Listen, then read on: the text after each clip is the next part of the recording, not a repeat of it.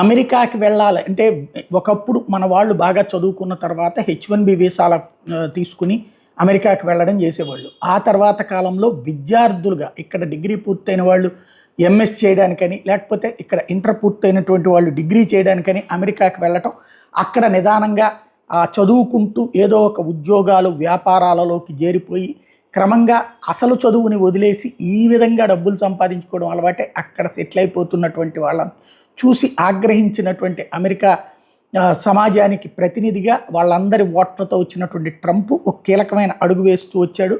America తీసుకునేటటువంటి నిర్ణయాలకు సంబంధించి ఏదైతే డిపోర్టేషన్ కార్యక్రమాలు చేస్తున్నాడు, అనేకం ఇప్పుడు H1B వీసాలకు కూడా చెక్ పెడతా వచ్చాడు. ఇప్పుడు తాజాగా ఇప్పటికే ఈ దఫా వీసాలు స్టూడెంట్ వీసాలు చాలా వరకు ఆపేశాడు.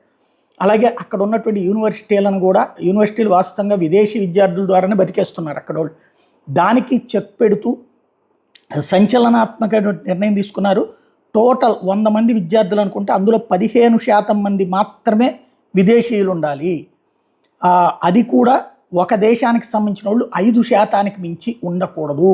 అంటే ఇప్పుడు ఇదివరకైతే కనుక ఒక యూనివర్సిటీలో ఒక 100 సీట్లు ఉన్నాయంటే అందులో దాదాపుగా 70-80 మంది విదేశాల నుంచి వచ్చిన వాళ్ళు ఉండేవాళ్ళు. అందులో దాదాపు 30-40 మంది మన వాళ్ళే ఉంటుండేవాళ్ళు స్టూడెంట్ వీసాల మీద. ఇప్పుడు 5గురికి మించి అంటే 100 సీట్లు ఉన్నాయి అనుకుంటే 15 మంది విదేశీయులు, అందులో కేవలం 5గురు మాత్రం ఒక దేశం నుంచి రావచ్చు అన్నటువంటిది. అంటే మ్యాక్సిమం మన వాళ్ళకి ఇక అక్కడ యూనివర్సిటీలో చోటు దక్కదు. విపరీతమైన డబ్బులు పెట్టే వాళ్ళకి, లేకపోతే విపరీతమైనటువంటి ఎడ్యుకేషనల్ క్వాలిఫికేషన్స్ ఉన్న వాళ్ళకి మాత్రమే దక్కుతుంది. ఇప్పటికే అక్కడ ఉన్న వాళ్ళని డిపోర్టేషన్తో పాటుగా H1B వీసాల వాళ్ళని ఇబ్బంది పెడుతున్న, గ్రీన్ కార్డు హోల్డర్స్ని కూడా ఇబ్బంది పెడుతున్నటువంటి సిచ్యువేషన్లో స్టూడెంట్స్కి ఈ దఫా దాదాపుగా అడ్మిషన్స్ మ్యాక్సిమం కట్ చేసినటువంటి నేపథ్యంలో ఇప్పుడు ఇక మ్యాక్సిమం సీట్లు అక్కడ రావడం కష్టం. ట్రంప్ తాజా ఆదేశాలతో ఈ కొత్త నిర్ణయం తీసుకున్నారు.